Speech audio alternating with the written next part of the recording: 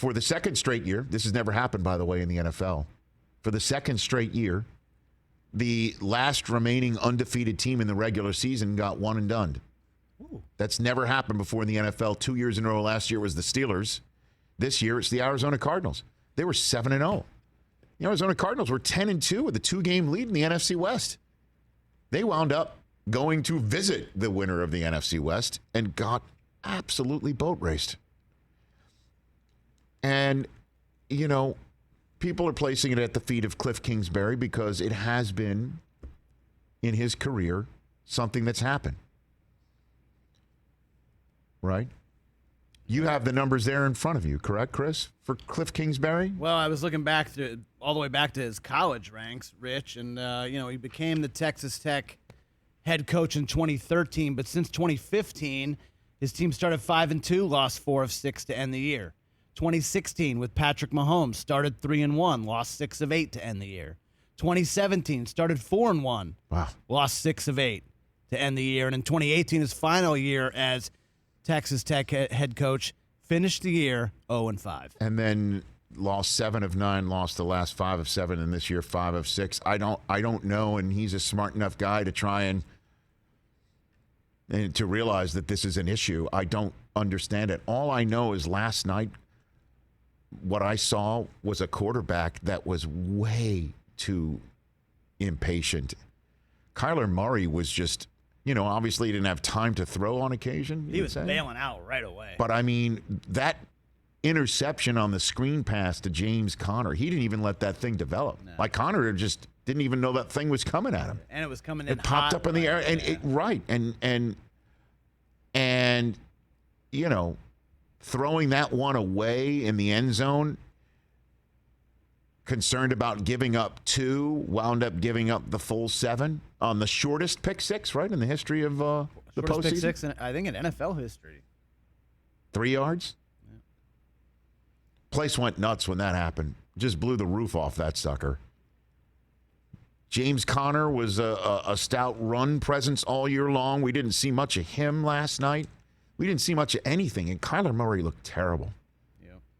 There was one moment, though, in time where it was in the air in the same way that Micah Hyde had that interception that changed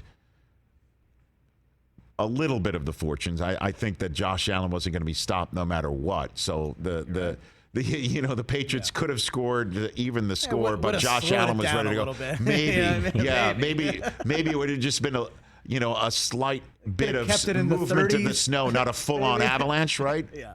But there was a play, I believe it was in the Cardinals' second possession, where they were deep in their own end again, and Murray got out of the pocket to his right and was extending the play and threw it from his own 5-yard line to the Rams 40 in the air, and Christian Kirk was open.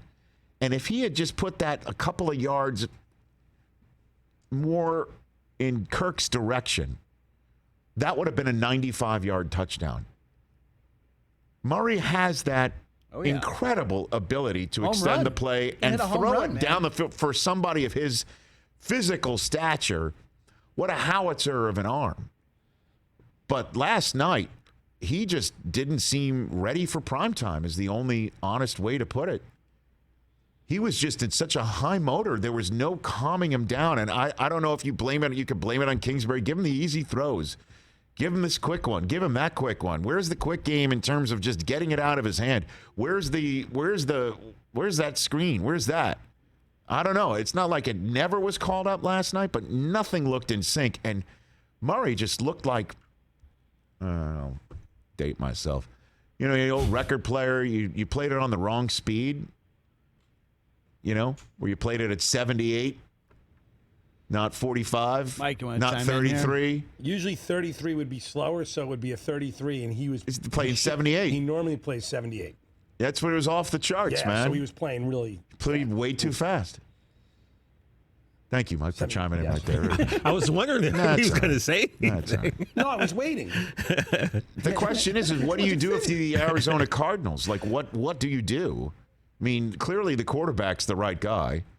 DeAndre Hopkins disappears, and the run and the passing game definitely suffered. Although, as anybody who has DeAndre on your fantasy team knows, he didn't have too many 100-yard games, and he didn't get in the end zone a lot either when he was healthy. But the team was doing what it had to do on the ground and what it was doing on defense. I mean, compare the first game of the season and what the Cardinals looked like in that game against the eventual one seed in the AFC.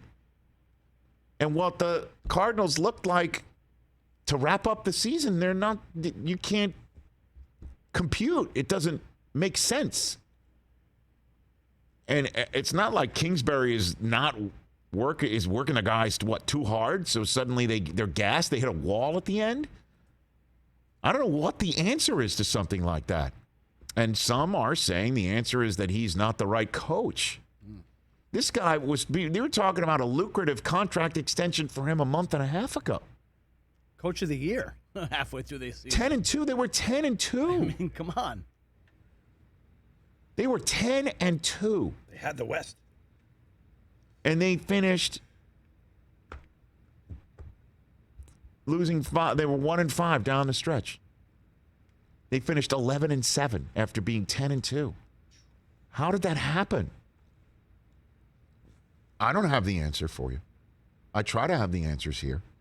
I don't know what it is. But Murray just looked way too fast. It's just like I was doing the game last night, the pregame and halftime at Westwood 1. Kurt Warner was right behind me. I'm listening to everything. He's just like, somebody's got to calm him down. I don't know what that was. I don't know what that was. And you want to rag on Baker Mayfield, by the way, in terms of playoff appearances and Oklahoma quarterbacks? He's the Brady. Seriously. Jalen Hurts' first start and Kyler Murray's first start, put them together. They didn't look like even a quarter of what Baker Mayfield looked like in the first quarter of his first playoff start last year. I think maybe Aaron Donald does that to people. He might do that to people, and so does Von Miller do that to people. That a little bit. Von Miller had a sack last night. Guess who didn't seem to have a problem with that in the second half in the same building last week? Jimmy Garoppolo.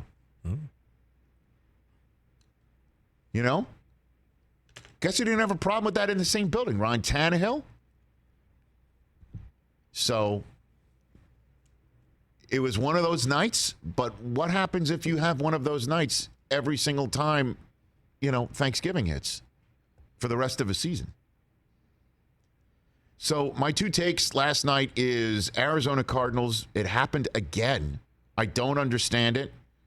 I don't know what is going on. I'm sure Kliff Kingsbury, wherever he is in his Bond lair right now, has to be going through every possible moment of his last 9 years of coaching to say, what am I doing? What needs to be different? And then for the LA Rams, going to Tom Brady and the Buccaneers, they're coming on a short week. They're going from west to east. But that is a run game that will definitely test the front seven of Tampa that normally chews up run games. And here comes Odell, looking in a way that he's never looked before. Fact. Because he's doing it all. He's doing jack of all trades stuff. I even watched him warm up. He kicked a 45-yard field goal in warm-ups. Yeah. And it was wide athlete. left. It was wide left, but he had the distance, and it was end over end. It wasn't like a frisbee. Yeah. I mean, that guy can do it. Yeah. And Stafford doesn't have to do it, and the run game does it, and that offensive line controls it, and they control the trenches. That's how you win championships, folks. Hey, you watched all the way to the end. Thanks for that. Watch more right here.